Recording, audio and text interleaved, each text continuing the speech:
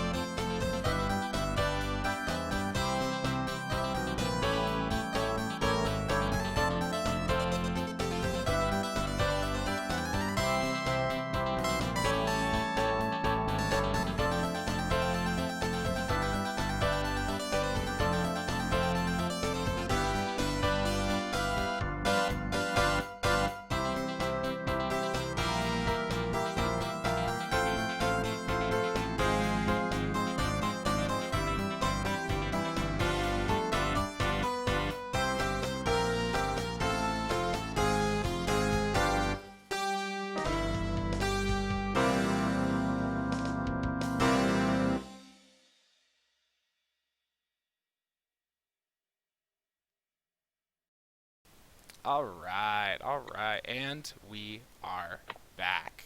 Hello. It's time we officially start this thing, and as we usually like to do when we start this thing, we need a bit of group therapy. We need a bit of checking in with our characters to see how they feel emotionally about current events and see how they might move forward into this insane story that we keep crafting together.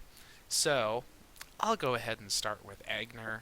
And Agner is in a bit of a weird place because he's got this kind of two different mindsets to him, where he's kind of, when he's out of combat, when he's just hanging with the peeps or whatever, he is kind of grouchy, he's kind of stubborn, he's kind of Agnery, you know, he's got his own kind of thing going on, but really he's got a heart of gold, at least I think so, underneath all that tarnish.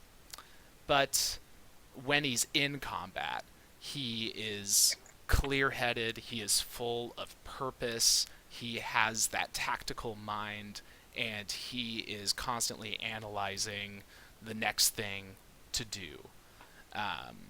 And during this whole combat that just happened, he was trying to. His main priority was to save the unconscious people. The Alan, the real Alan, not the Agrian who was disguised as Alan, not that one. He was trying to save the real Alan, and then also Emily was there. The person that they were trying to rescue in the first place ended up, being there, but being unconscious. So they needed to be protected, for sure. And Agner focused on that, and also maybe has picked up some hints about the fact that something really bad happened to Eridu, and Eridu has not come back into the immediate presence, into their immediate presence, and they just gotta go. So he's in this weird spot where he's to save himself from having to think about what happened to Eridu. He is staying in this battle-ready, tactical mindset. He's going to be acting a little bit robotic, perhaps, not like really connecting with any emotional side, because as soon as he does that, he's probably going to start thinking about Eridu and what happened to him. Who knows? He doesn't want to think about it. So he's going to keep on trying to be a battle commander in a non-battle type of situation. Because that's how we do. That's how we do. And that's how Agner feels. Okay, so last session, Ellie is the only one who saw that Eridu went anywhere. So I mean, she tried to do the whole big. I'm the hero. I'm gonna save everyone. I'm gonna take this bomb away from everybody. Rhodes, Iron, who had this bomb inside him, down to the harbour to try to be I'm saving people. And then up comes Eridu and just completely steals her thunder on that, But she detected that he had used some sort of teleportation kind of magic. She's aware that he has gone. She isn't aware. She came back to the others. I got a little bit distracted on the way by a Warforged body. She now has a Warforged body in the bag. But I think for her, it's not it's only just fallen into place what happened, and that Eridu has gone. She needs to tell the others that he's gone, and he doesn't know where. I guess as far as she's concerned, he might come back, but he definitely left with the bomb, which to her is kind of they had seconds left on it, so I guess that's kind of where she's at. It's all just kind of settling in on her, and I think she has you've not seen it that much, but she has an interesting connection to Eridu, because there's a whole bit in, I think, a couple of episodes ago where Eridu kind of confided in her that he was sick because of Aigner, and so she's still kind of holding on to that secret. There is a thing between her and Eridu of an unspoken trust and having each other's back, I think. So she is feeling it. It's just difficult because they've only just really got out of a big scary situation, and she's also at the minute just thinking about robots. So yeah, that's where Ellie is. Maybe she's trying to distract herself from what she might know. Yeah, probably right.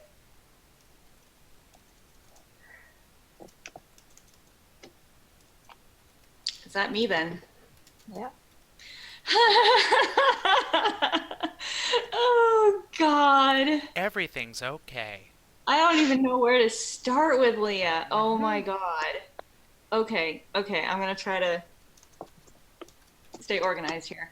Yeah, so the thing about Leah is that right now she is actually she has essentially done to herself what Asa had her do in like his episode a couple times, where she poured so much powerful emotion into a person that they basically went catatonic. Except that's her right now, because when she thought that everything was going to become dust in a matter of seconds, Eridu ran off to do something stupid, but that was just like part of the problem, right? Because everyone was going to die. The Twin Harbors was going to die.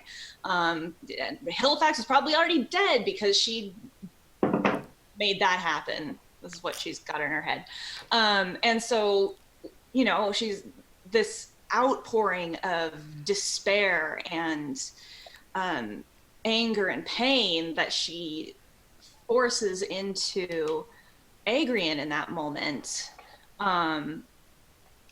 was something that she had never done before in her life. In fact, it kind of makes me think about what Eridu said to her a couple sessions ago, that if she doesn't know her own, like the limits of her own power, she doesn't know what she's capable of. So just the fact that she could do this was like, the come down off of that was such a jolt to her system that essentially her thinking mind just fled the scene, could not deal with it, because if it does, then she has to, like, the ramifications of what she just did are going to destroy her. So then, you know, immediately after that, it was quite easy to not think about it at all and just be like, I'm going to tell these dwarves what to do, and they're going to do it, and we're just going to keep moving, and it's just best if I don't think about anything. So, you know, she'll also have that fallout to deal with. But what that really comes down to is that she, not only is she not worked out the implications of what Eridu must have done in order for the bomb thing to not even happen, she hasn't even realized in any part of her like awake brain that Eridu isn't even there. She's just on, you know, essentially magic, not even magical, just like inner autopilot. And yeah, so she's this is going to be interesting. Let's just put it that way. She's there's some part of it that's terribly tragic, but there's a sick part of my brain that just imagines her general mindset right now as that meme of the dog sat in a room with fire. Yeah. Oh, yeah. This is fine. Everything is fine. Yeah. Yep. Bit like that. That's pretty apt. Pretty right on. Yeah. So we've heard from our characters and how they are now. This episode, much like a couple of previous episodes that we've had, we'll be dealing with flashbacks and visions at the beginning of each session as well. And this session we are going to revisit Leah and Eridu from way back in the day. Okay. So like where we had left off was Eridu had just told Leah that he wanted, that he was disillusioned with Agrian, right? We hadn't moved on past that. He had just revealed that part. I believe so, yes. Okay. Right. So we're in the old Cornerstone with Steve, the bartender. Alan the dog. Alan the dog. I really hope that at some point there's some patron in the other across the room going, "State, state, state, state, State." Right, right.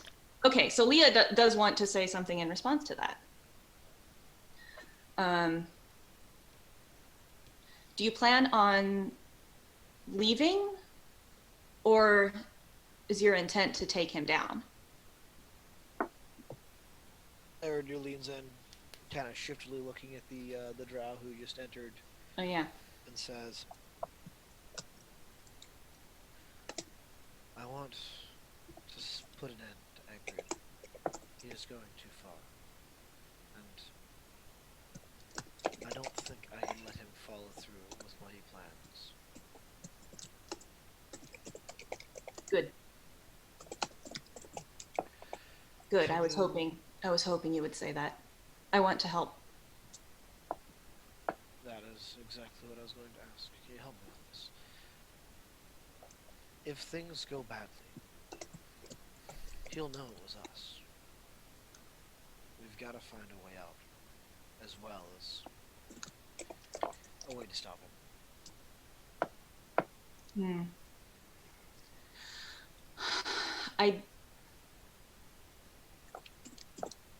I don't know if I have good ideas for that, but I think I know someone who might.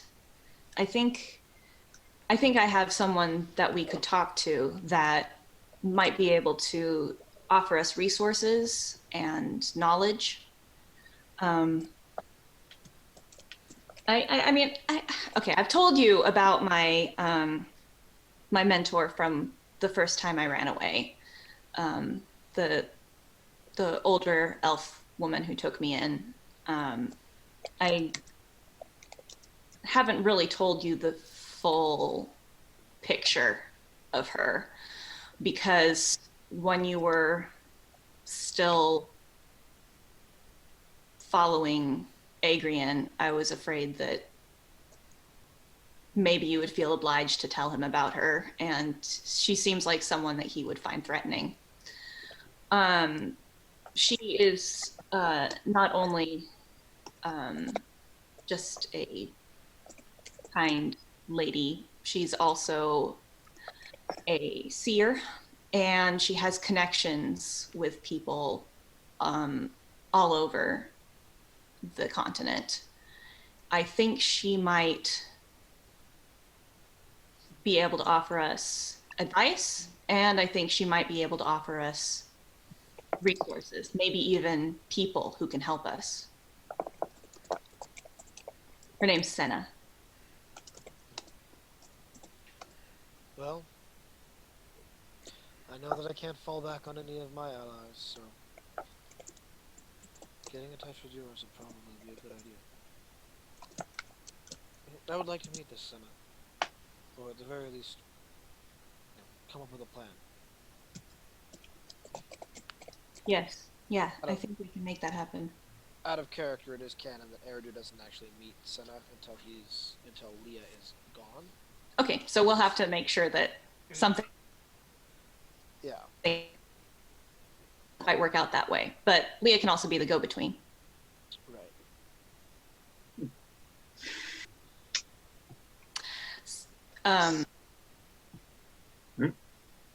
There was one additional thing that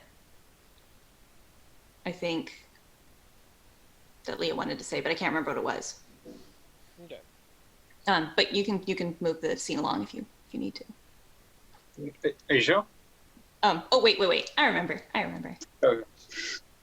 She's going to lean in closer as well and say, "I'm really glad that you came to me, and I have hopes that once we have a plan, once we know what we want to do, that you'll have a chance to live in this part of the world with me, and we can see each other all the time and forge new lives for ourselves." Eridu smiles and says, "Yes, I think that life without you has gone on long enough. It's time that we really get to know each other. Truly. I look forward to it." Oh. Yeah. Doesn't just layer onto the tragedy at all. I'm like, no, it's fine. It's fine. The memory fades. Everyone Everyone bar select persons descend down. Bronzewood Grove still looking a little worse for wear after the extreme weather. But at least you've escaped from Twin Harbor. Adrian most likely being hounded by what's left of the dwarven military that's there. The city saved, no longer being destroyed by the weapon of mass destruction that Adrian tried to set off. He did mention that he didn't know what would happen if it entered water. It entered water, and the city was fine. So from a certain point of view, one could read that that is exactly what happened. It touched water and just didn't go off. Or it did go off and just created a small enough explosion that the city is safe. Little do they know. Back in your physical forms, Marjorie goes to gather up Emily and carry her. I can't recall exactly who it was that picked Emily up, but I think Aigner was dragging someone along or picking someone up. Aigner was way more concerned about Alan. Yeah, for obvious reasons. Of course it was. So taking Emily in her arms, Marjorie heads towards Aigner's abode, quite presumptuously. You get your own digloo, Marjorie. You're going. Never mind, slow. Sorry, yeah, to say that? No. No. If Aigner does want to stop them, he can do, but our plan is to just take her to the main seating area and just lay her down by the fire, get the fire going. Yeah, he's got no objections. He's got a lot more on his mind. He may not even notice that they're heading off in that direction. The day begins to wear on, and Before before the day goes too far along, Yeah, I feel like we would talk about it. Leah is going to come back online enough that she will look around and say, "Where is Eridu?" Aigner will respond immediately in a short, kind of almost impatient sounding voice, very, very gruff, and he'll just, be also kind of dismissive, and he'll say, Eridu's probably just up to one of his, little elven dirty tricks that he does, where he just goes off and, has absolutely no regard for the tactical awareness that I've been trying to instill in this group since the beginning. And I don't know, he just does crazy shit all the time. To be honest with you, that's what he does. Leah's going to grab Aigner by the shoulders and say, "He told me I was going to have to find a way to forgive him, and then he ran toward the water." Aigner dispassionately, with the same tone of voice, will say, "Yeah, it sounds like a very Eridu thing to say right there. Always a fucking melodramatic little smarmy elf." Ugh. I'm laughing. Leah's not laughing. I'm laughing.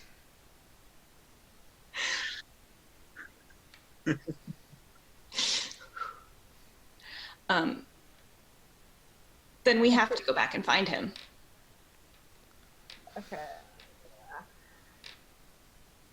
At this point, so Ellie, while this conversation was happening, has sort of quietly taken off the disguise mask, so she's no longer Warforged Ellie.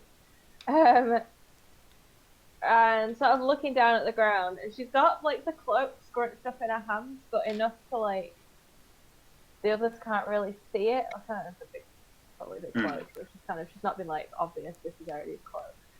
and without looking up, so Eridu took the bomb and went. Eridu's gone with the bomb. Went where? I don't know. There was teleportation magic around where he went. I took Iron down to the water with the bomb, thinking that maybe that would stop the explosion, but Eridu ran after us and punched a hole through Iron and took the bomb and disappeared. See, it's exactly like I said. Crazy plan, crazy elf. He's gone somewhere, and he'll be back. Of course. I- He always does this kind of stuff. Goes Right. off on his own, even though he's maybe the weakest person among us, to be honest. And I'm not saying that to be, an asshole. It's just the truth. He goes off on his own, even though he's the weakest person, but somehow he's resourceful. He always comes back. Maybe you're right. That bomb only had 5 seconds at most left, though. I'm not trying to brag or anything, but I definitely messed with the magic in what I think was the detonator. I may have been able to disable it. I mean, there's no way that I can be sure of that, but I really tried to cover every angle that I could. So, like, in kind of like a sternly artificer mind voice, Ellie's just gonna kind of snap at Agnes, which is a bit unusual, and say, disabling the detonator wouldn't affect the bomb at all. That wouldn't have stopped it going off. Agner will just look a little perplexed and look like he's about to snap back something really gruff, and then he'll just kind of throw his hands up and say, like, look, I never said that I was the person that was the expert in magic here. I never tried to say that. I just tried to tell you what I did. So I don't know if that wasn't going to do anything about it, then whatever. But I think my point still stands. Eridu is resourceful. And then now you can hear in his voice that there's that element of doubt that is creeping in. He seems stubborn enough that he's going to stick to his original point, but Leah is going to look at her hands and like but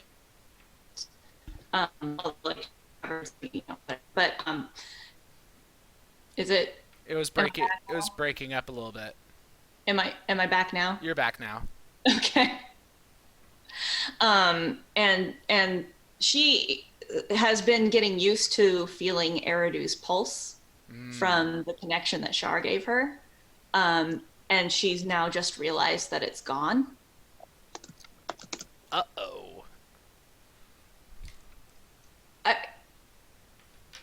I can't feel his pulse anymore.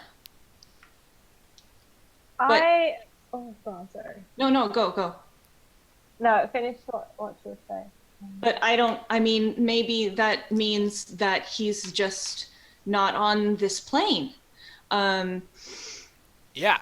Maybe he took the bomb to a different plane, and we just need to find out where. At this point, I'm gonna say, without looking at anyone, he probably went to another plane, but the bomb had, like I said, 5 seconds. Eridu's gone. And as I'm gonna start walking, and as I walk past, I'd like to try and snatch the bag of holding off the bag.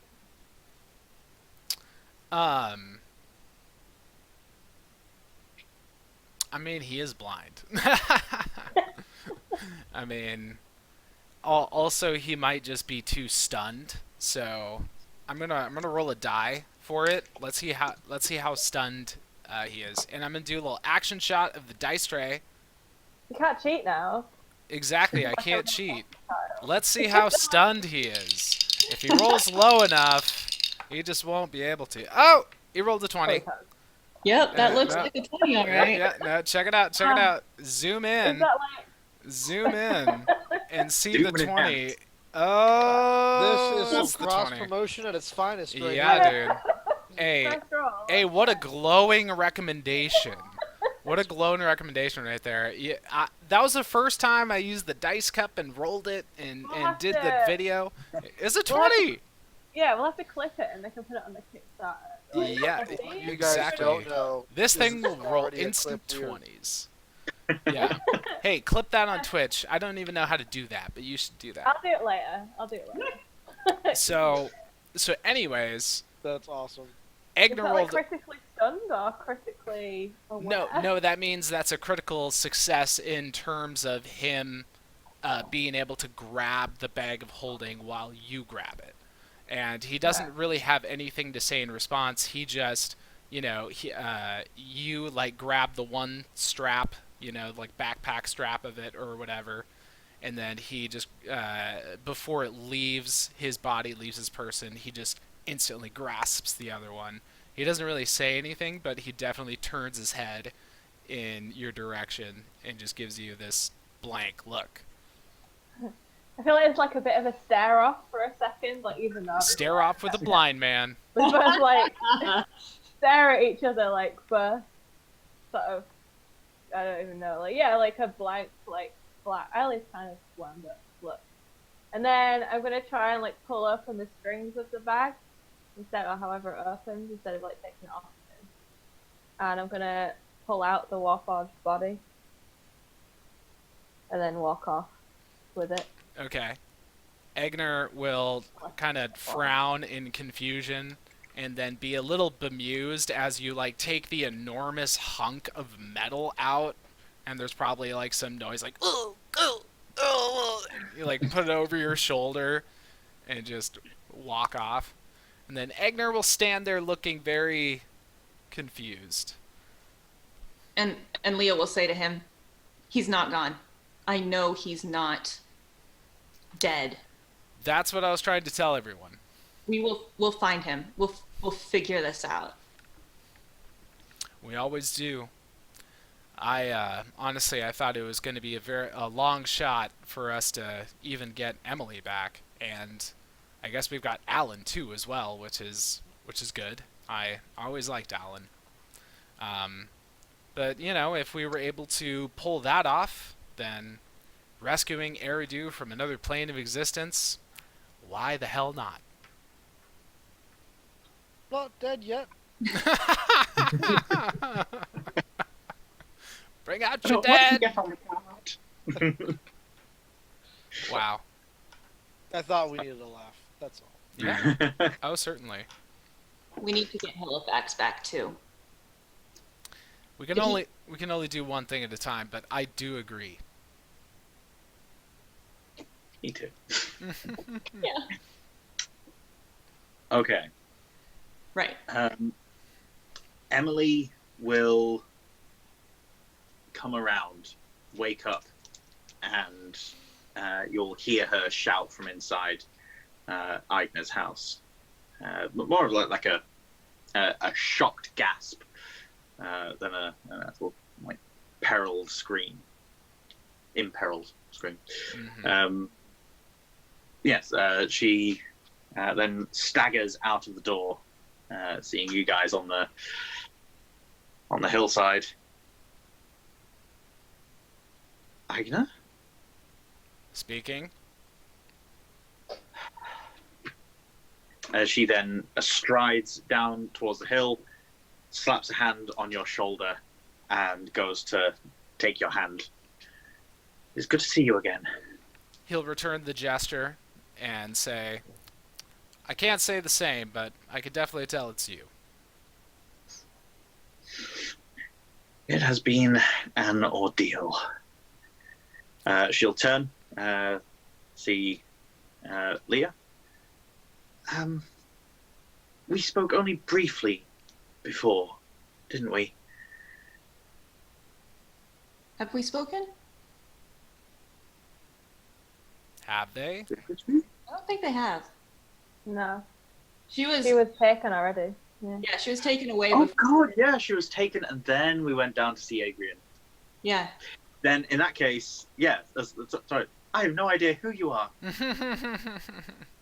I am Leodin. I'm Eridu's sister, and I'm glad that you're all right.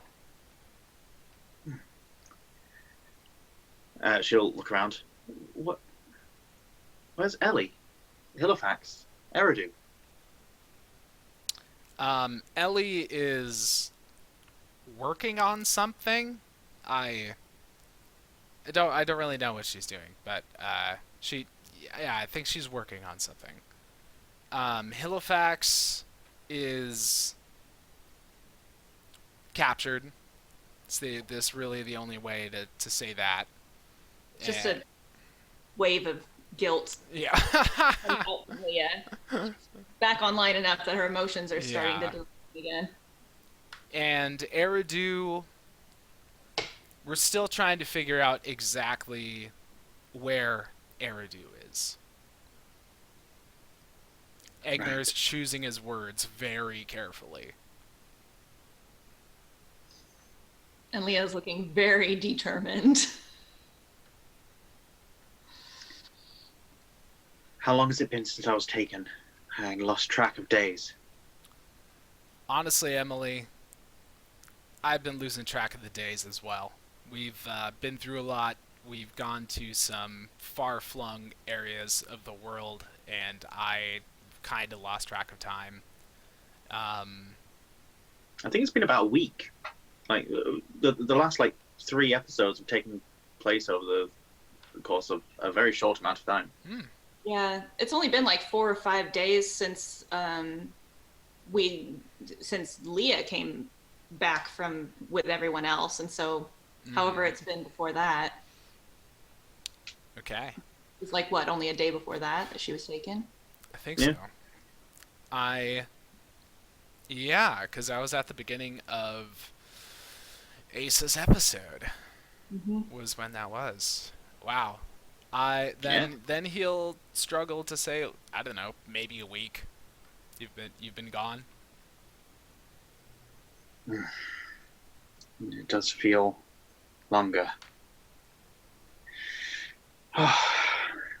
So, we need to regroup. A lot has happened over the last few days. I need to be filled in on everything. I will let you know what I've learned from my ordeals. There's actionable intelligence. But first we need to recuperate. I have an injured leg. I saw Alan on the floor as well. Mm-hmm. We need to get everyone organized. We need to get this building repaired. We need to take a day. I hear ya. I would like things to be repaired as well. Right. No time like the present. She then squares her shoulders, heads towards the building. Marjorie comes to the door, looking a bit worried. But Emily quickly barks some orders at her, and the two of them set about. Marjorie taking out a small piece of parchment and a piece of charcoal, and quickly making notes based on what Emily's saying. Emily's pointing out things that need to be done, items that they might need, and just making it an itinerary of everything that you've got, everything you need, that sort of thing, trying to help organize things. We're going to skip over to Ellie now. Where does Ellie go? Is she going to take a digloo? Yes, I presume I've not really set up a workshop area, or do you think I would have done by now? I'd say it wouldn't be unreasonable for you to have claimed a digloo. There'd have been a few of them. Okay. Yeah, they weren't yeah, all damaged.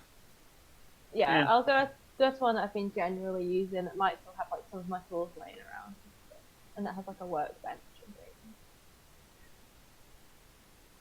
Cool. As you enter, there's a very thin layer of rainwater just covering the floor. You can see A couple of items having been knocked. There's a leak in the roof now that's easily reparable. But the workshop itself seems very reflective of just how damaged things are at the moment. Mm-hmm. Can I, like, absent-mindedly, without, like, actually looking at these holes and stuff, I just, like, put my hand to holes and cast mending without really, like, no expression, no, like, thought to it, just, like, done, as I walk around. Yeah. And then dump the body onto the bench. Do you also have because you got the body of Ein as well? Yeah, I've got that.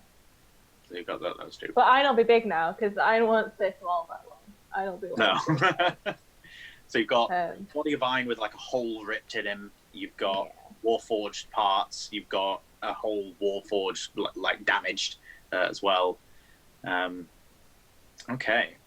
Can I backtrack ever so very slightly and ask what, if anything, was replied by the ISCB on that sending stone when I told them that it hadn't gone off, that I already took it somewhere else? They will have tried to maintain radio silence at that point. That they know they messed up. Right. Okay, sorry. Right.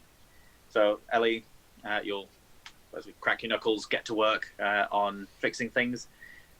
So, I would like you to make an intelligence-based ability check.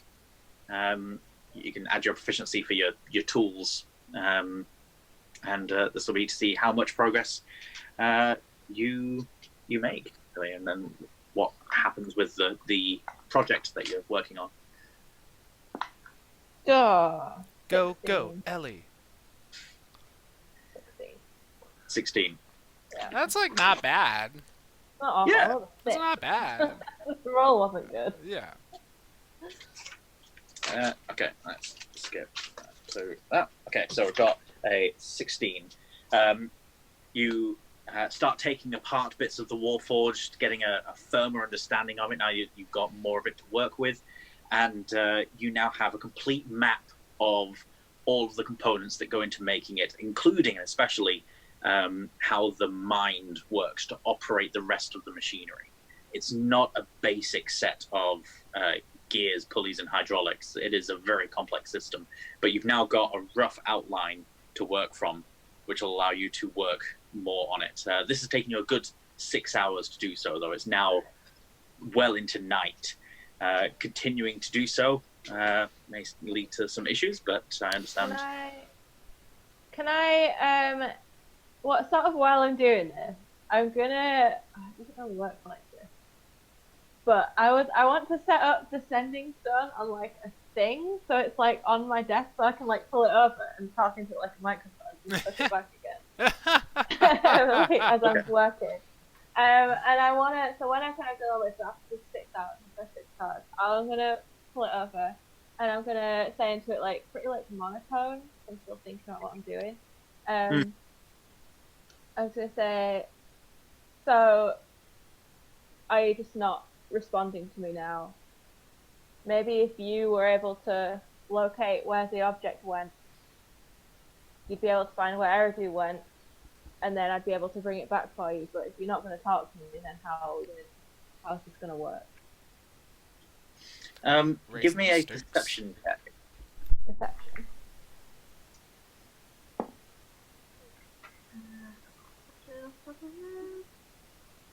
And in fact, make it with disadvantage since you're distracted. Why?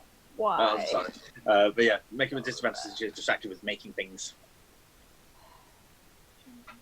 Okay, 15. You hear through the sending stone no voices, but you can hear that someone is on the other line. Right. So someone's on the other end of it. Someone has activated their end. They're holding onto their sending stone and just not saying anything. You get Like, just... hear a breath. Yeah, but just not heavy breathing. Yeah. Like someone's going. They're cleaning it on the other end. You just hear like general airflow and things, like an Okay. open line. So someone's hearing you. Give me another intelligence check for the next 6 hours of work. Oh, 12. Sorry. Okay, so with a 12, you start putting some pieces together, but already you've singed some parts as you try to create some sparks to weld bits of the material together. It's not something that you can't work around. You've not irreparably damaged it, but it sort of set things back a little bit, which can add to the frustration. You've been working solidly for 12 hours, so I would like you to take 1 level of exhaustion. Yeah. Now, for Agnet and Leah, we're basically going to skip over these days with you guys, like fixing up the house and getting everything organized, sitting with Emily and getting some plans sorted. So we're going to go through what Ellie's doing and then sort of cut back to Agnet and Leah for a moment, catch up on what they've been doing, and then sync back up. So you've got 1 level of exhaustion. Give me a roll for the next 6 hours. A disadvantage, yeah? Disadvantage, but exhausted. Oh, 13. 13. All right.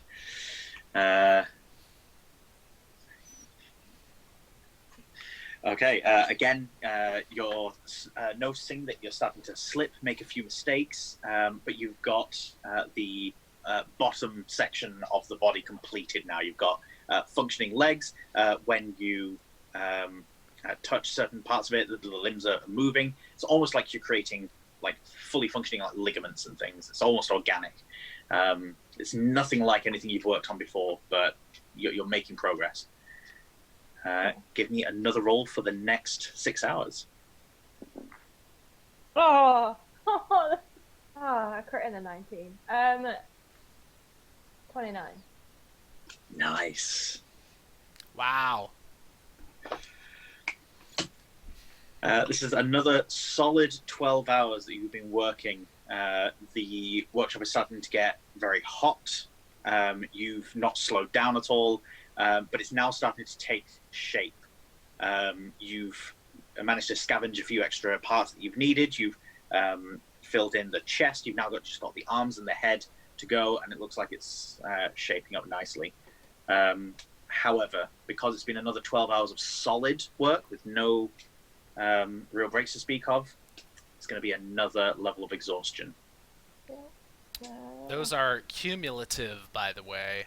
It's not like you replace the effects with the worst effects. You suffer from all of the effects from all the levels of exhaustion that you have. Yeah. Oh, Kyle, I have stayed awake for many a night. I know I know my exhaustion, don't you worry. That's fair. That's fair. Doing a 19. 12. Can I flash of genius one of these? I add 5 to it. Oh yeah, absolutely. Can I make it 17? Yep. All right, so you've managed to get the body entirely built, and so now all that's left is the last bit of tinkering to try and make sure that everything works together. But you've got the shell completed. It's looking very much like some sort of metal man that you built, a warforged perhaps. But now it's just the last parts of the assembly, and the last couple of hours, will be the activation and sort of programming of sorts, the last enchanting that you do. So this is the last roll. Give me another. Okay. Can I flash a genius or something as well? I mean, I get plenty of them. How many times can you use Flash of Genius without rest? Intelligence more, so I think I at least have like 2 more left for my last thing. Then yeah, you can use it. 19. 19. All right. So how many levels of exhaustion is that? Well, That I see that. will be the third level of exhaustion that you Okay. gain by the end of that 6-hour period. So that has been 36 hours solidly. Oh my working god. towards- Just like wide eyes, like unblinking. Oh. Oh my gosh. Oh, Allie. But the work is done from outside the Digloo. It is approaching like evening of that second day, and you can see sparks of light from around the door frame and hear very strange noises coming from inside. Aigna, Leah, It's okay, Alex. You can laugh. You do not need to be ashamed of my puns.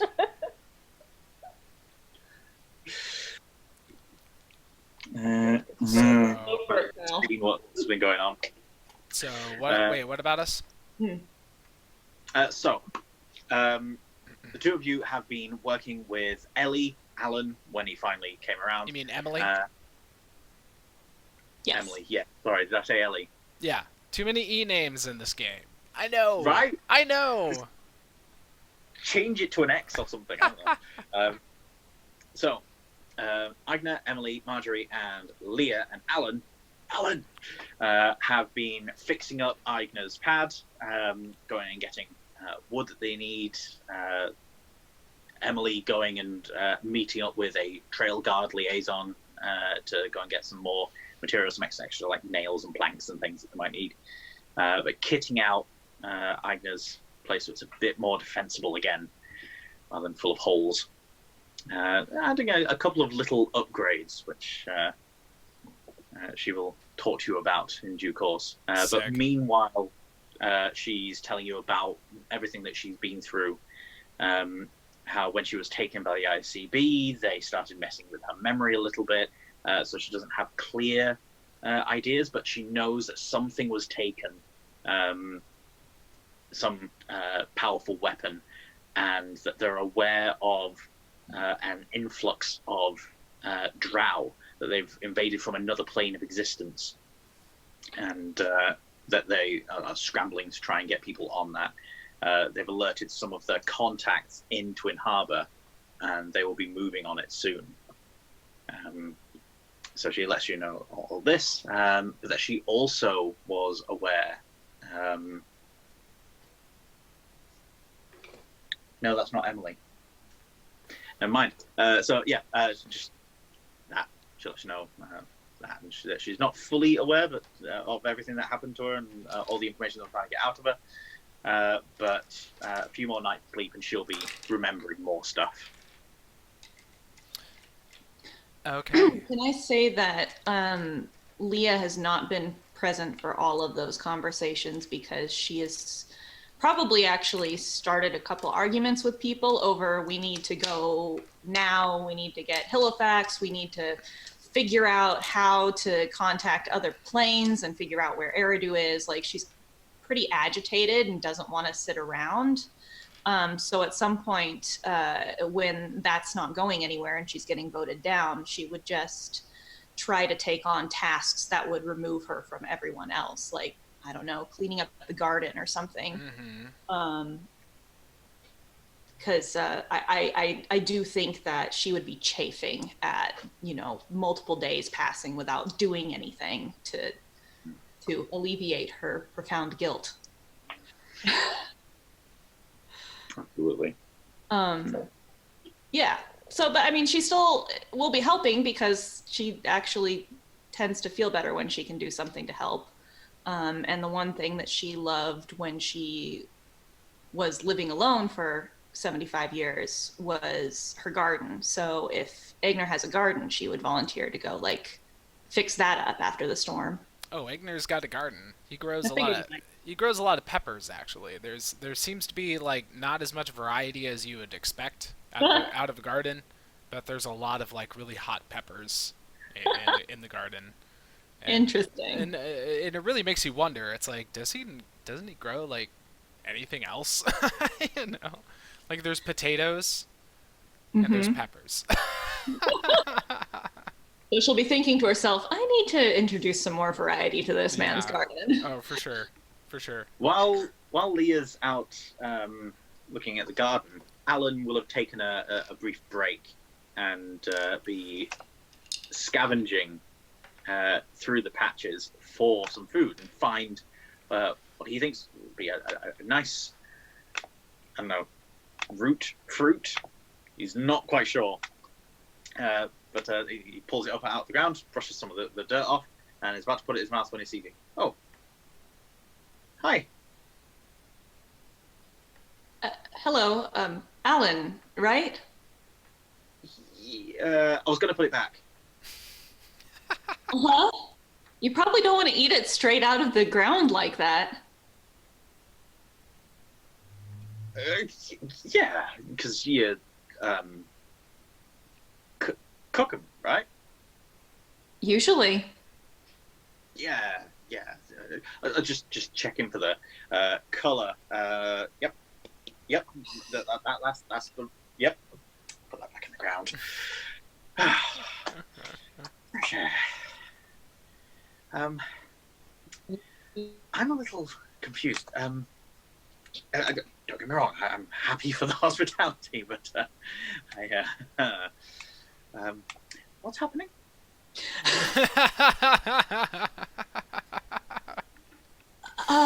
Poor Alan. Oh god, poor guy. Oh God. Alan, I hardly know myself, but what do you remember? I remember. Well, I remember. Well, a long time ago, I tried to accept a shipment of potatoes, and I shouldn't have done because they were obviously not right for the place. But I had some clients that wanted vodka, and I took them, and they were bad. They were really bad. I remember that. That was awful. I remember one time Agnes down the street. Oh, Alan, drunk. Alan, Smashed up the front of my. Alan, I meant, what do you remember from the past few days? Oh, right. Yes. Yeah. Not a lot really. I will say, I am starting to get a little funny feeling that one of my patrons may not be everything he says. There was this weird guy started coming in, and he started getting a bit close. You know how some people get a little close. There are those halflings from down south ways, and they get very close when they're talking to you. This guy was a bit like that, but I don't know. I just sort of brushed it off, and then he just sort of looked at me really hard. I suppose I came all dizzy all of a sudden. Woke up here. He was an odd man, I will say. Well fellow, you know. You know how intense some of them can be. I'll tell you, one of my previous patrons, a man named On, very odd fellow. You couldn't really have a conversation with the guy. This gentleman was a bit like that. Everything he said, it seemed like it was being twisted in his mind. He would say something, and you knew there was something else that he was meaning. You know? Mm-hmm. Was he a drow? I wouldn't want to say.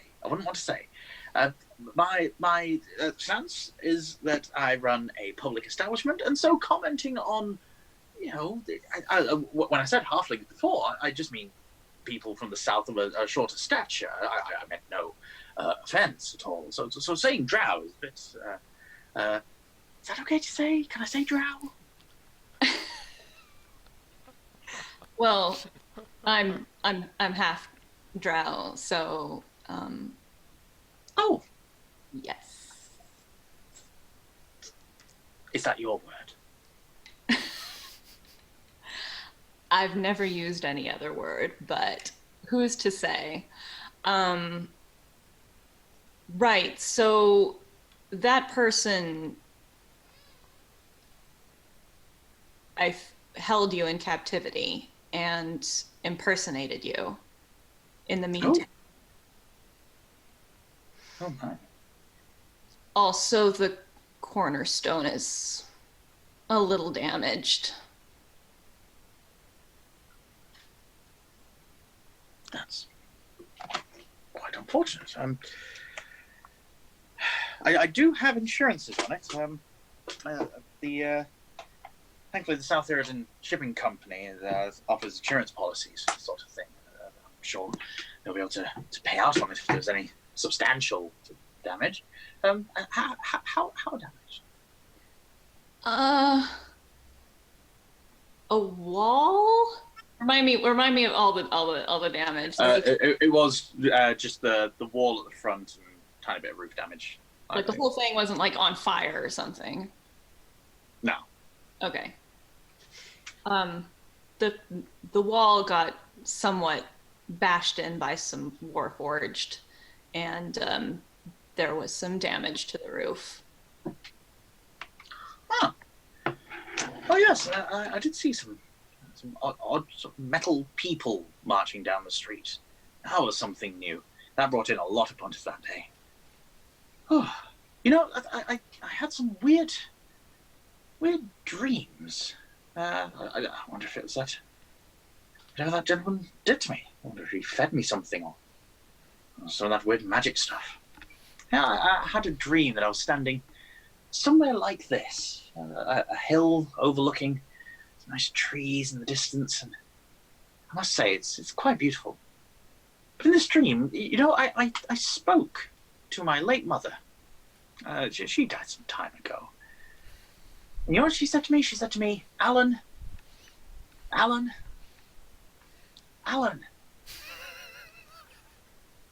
Because I never listened.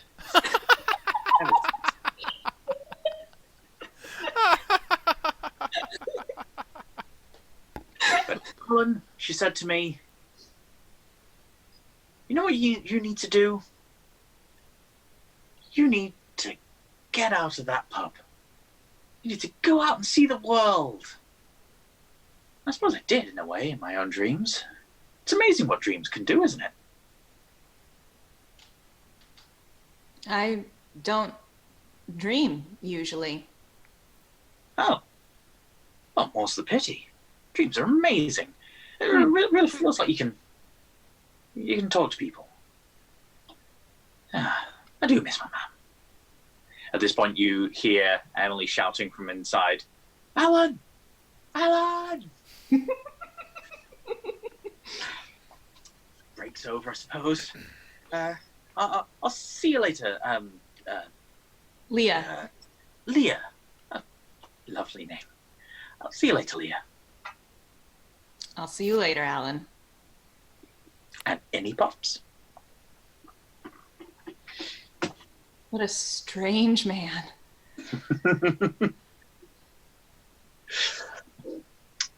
Right.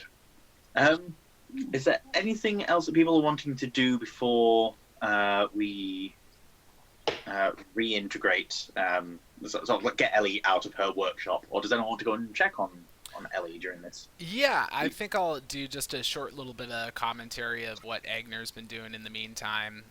So in the immediate, like as soon as they got back, as soon as Emily told them, like, I've got this injured leg and we just need to take some time to recuperate, while they're doing some work before they have their first, like, long rest, Agner's going to use the last couple of his first level spell slots. He's going to use one on Emily to help ease the pain of the injured leg.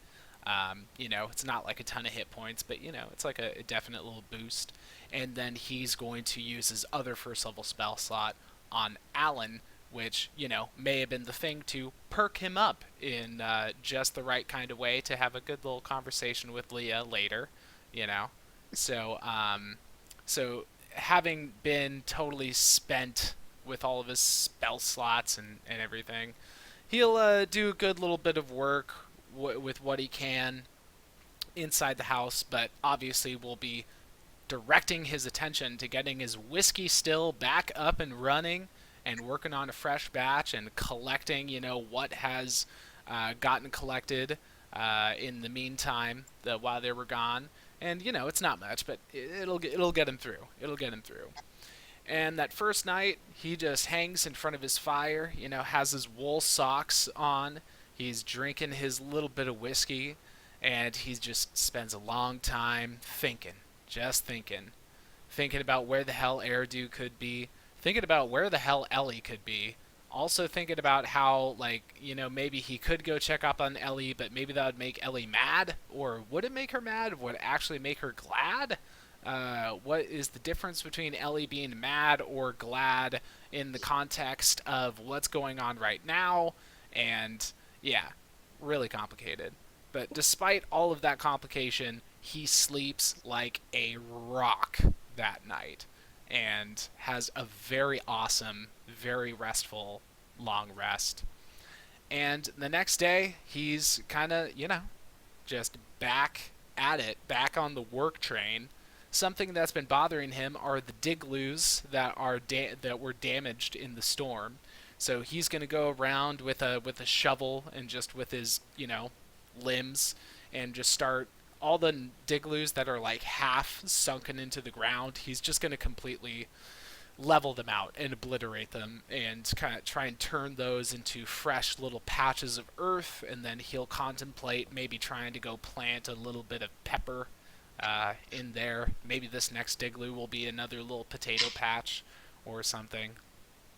And he'll do that to a couple of digloos, and that will make him kind of like hop along in the whole line of them until all of a sudden he's adjacent to this digloo where there's a lot of weird sounds coming out of it, and his super hearing picks up perhaps Ellie swearing and hitting her thumb with a hammer or something like that.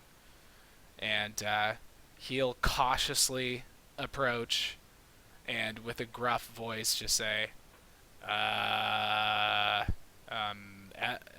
Ellie? What is it? Are you okay in there? Yeah, I'm fine. Why wouldn't I be fine?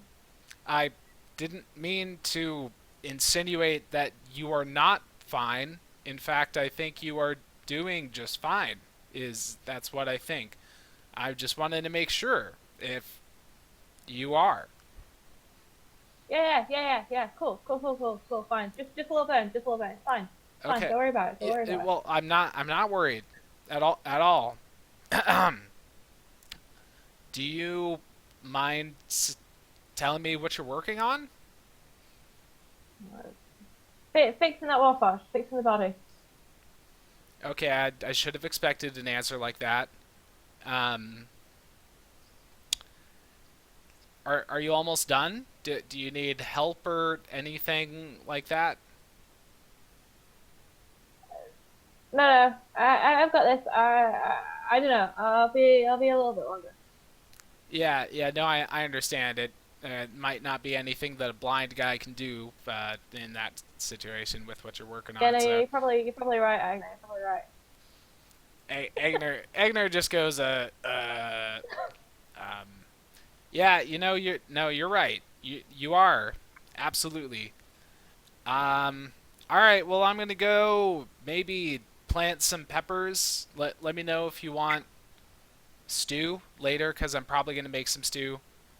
Yeah, I mean, I know you're probably okay and just fine the way you are, but just in case. I'm gonna go now, and then he'll awkwardly walk away. Yeah, I want to pull over the ascending sun and feel like he's always planting fucking peppers. Why is it always peppers? I don't understand. And then pushes the stone away and like no explanation. The guy under the always peppers. So after that, Agner pretty much just keeps his head down. He definitely keeps track in his mind, like, how long Ellie is being gone, and he doesn't go to check back up on her, just, like, wants to let her figure out whatever it is that she's figuring out. But he definitely keeps it in the back of his mind of, like, oh, gosh, I hope she's, like, eating something, or, like, maybe sleeping, or whatever. Mm-hmm. Yeah. Okay. before we join the two sides, Kerry and Asa, are you guys wanting to have an interaction yourselves when Definitely. work is Definitely. finished? Anakin Skywalker and C-3PO moment. I don't know what you're talking about. I am clearly here playing Eridu. That's my whole character. No, you're C-3PO. So, in that case, we will go back to Ellie before we go on break. Okay. Just finished. The work is done. So he's like powered up and conscious. Yeah, you, like you can power him up and make him conscious, yep. an eyeball flicks open, and then another one kind of flicks, and I am designate EIR #2. E-R-I. ERI E-R-I-2. #2. I'm gonna. Oh, go on. What are my orders? So I'm gonna like shine. I'm gonna. I don't think I have a light.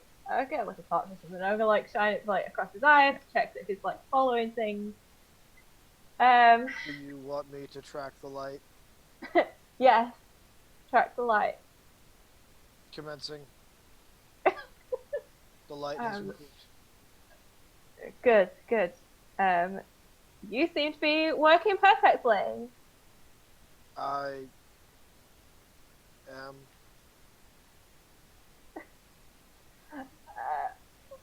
Welcome to the world, Eridu. I do not know who you speak.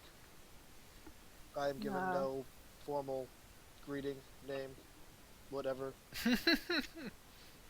Okay. Well,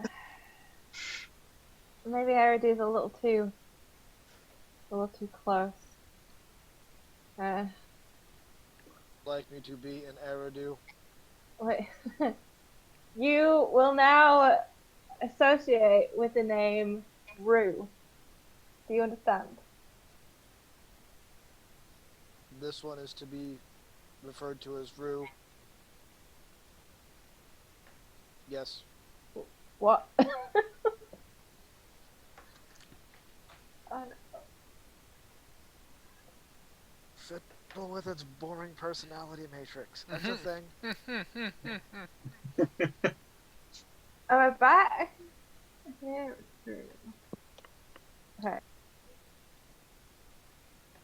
I can hear you now. Right, okay.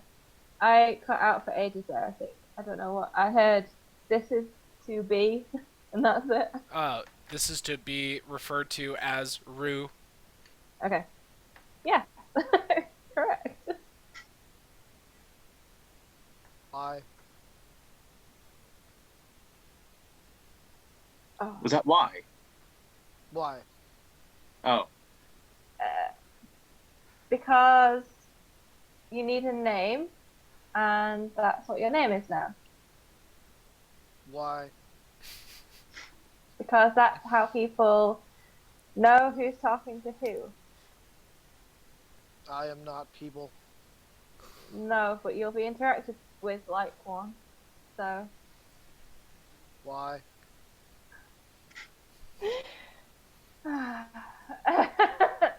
Oh, dear. It's just like having a. It's just like having a kid. It like having your own Warforged. It's just like having a kid.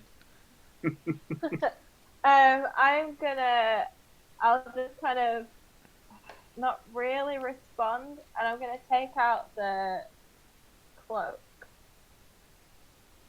I can't tell if it because it's frozen. So everyone else is frozen. Right? I can't tell if you can hear it. I can hear you. Okay, I'm gonna take out the cloak that is Eridu's, and I'm gonna wrap it around Rue and tie it. I don't know if it needs attuning to. If it does, I'll instruct him to attune to it. If not, then I'll tell him how it works and how to activate it. And then I'm going to say, are you ready to meet some new friends? As you're wrapping the cloak around Rue, it closes its eyes for a moment and puts a hand to the clasp and says, "This is nice." It is. Okay. I Well, believe it is RU. pardon? I can't hear you over. Sometimes. I believe our spelling for RUE. Oh, okay. Yeah. I really. Okay, that kind of rue. Kyle question. As in, you will rue the day that you created an Eridu clone. Yeah, it's not gonna go down well, is it? Once Okay. once he opens his eyes again, it will cock its head to the side and say, "Why are you looking at me like that?" And for a moment, its voice seems almost Eridu-ish.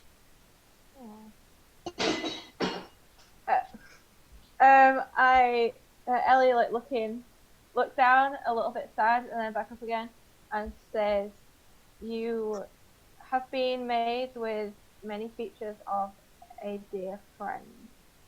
It's a little bit hard to stomach immediately."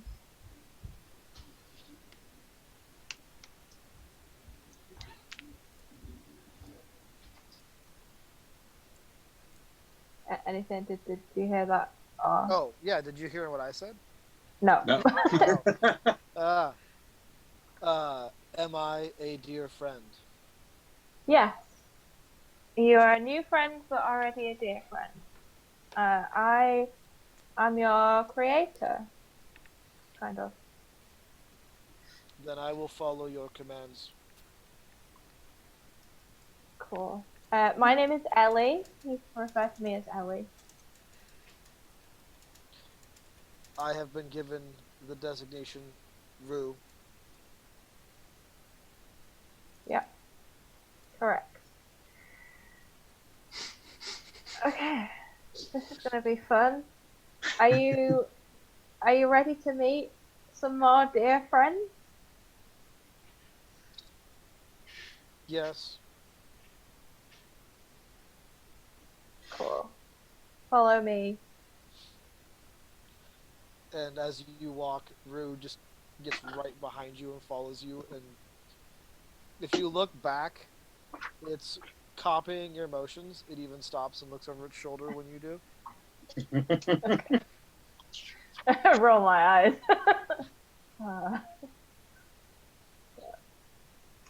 But Ellie's still very wide-eyed, wired, 3 nights of no sleep, kind of, like that. So, as you guys are heading back towards the main house, should we just call it Bronzewood House? Is that? You can call it Sure. Egner's Shack. I mean, even though it's not much of a shack anymore, it's been upgraded. You can just call it Egner's house. I don't know. Hey, all right, Agnes' house. As you're heading towards there, you see Marjorie outside. It is a bit windy again, almost reminiscent of back when it was really stormy. And she is outside holding on to a scrap of fur and muttering under her breath. And you're seeing small sparks of greenish blue light exploding in front of her, and seeing her getting more and more frustrated. She just grips this clump of fur ever tighter. You can make an Arcana check if you want to see what she's doing, or you can just ignore it and go in the house. Disadvantage, isn't it? No. I suppose Rue could also make this check. Ooh. Okay. Oh, by the way, Asa, you should put Rue on the Twitch overlay thing now. Yep, I think now would be a good time. What kind of check am I making? Arcana. Arcana? Okay. Ooh, that's something I'm actually trained in, even with my got- negative intelligence. I got 13. I 13. got a 20. Nice. Maybe it's Nice. 21. Both of you are able to work out that she is casting a divination spell, or at least attempting to. Rue you know that specifically. In fact, both of you know that she's trying to cast Locate Creature. Rue, you know that she's trying to locate someone that she's met specifically, and you do notice that under her breath, she's mentioning a name that you've heard just minutes before, something that Ellie had said. So it seems that she's looking for that person. Specifically Eridu, just to get rid of the ambiguity. Um, And it's failing. Sorry. looking at the spell, and with a cockeyed, studying appearance, Rue will say, "I am a dear friend." I'm gonna. Oh, can Marjorie hear that? Are we close enough to? He was pretty loud about it. It was. I'm gonna struggle with this whole gender pronoun thing. She stops and looks towards you.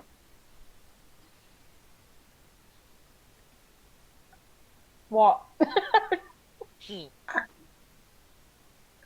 Ellie? Uh-huh. You've got one of them working, I see. Yes. I see you're not getting your thing working. Mean. Saucy! Oh, that's saucy Ellie, dude. She's not slept. She's very tired.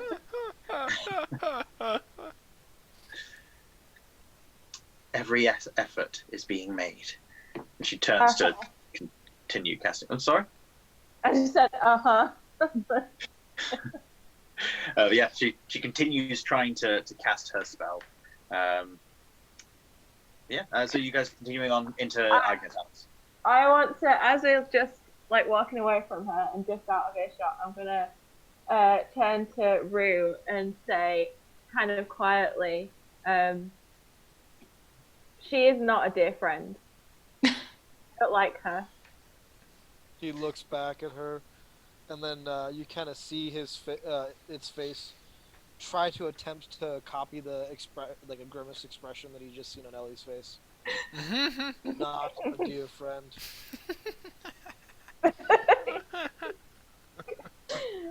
And I'm getting very Johnny Five Short Circuit Oh yeah. expressions in my head. Love that film. It's so good. So bad and so good. I think it's that. I can't remember if it's just the first one or the second one. I've seen one of them and not the other. But yeah, there's apparently very racist depictions by Caucasians wearing lots of makeup, and I had no idea. I didn't even realize that was a thing. I don't remember that, so. But yes, go into Agnes' house with Rue. Everyone can see what is following behind Ellie. May I take a little bit of executive and set up the scene before the break? Can I do that? All right, cool. So Ellie walks in.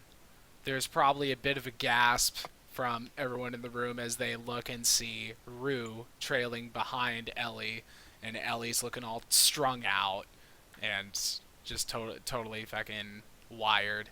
And for Egner, he hears, he also picks up this kind of sense of just weird, tension from everyone in the room, along with the gasps and everything. And then he gets, hit with a couple of different sensations as well.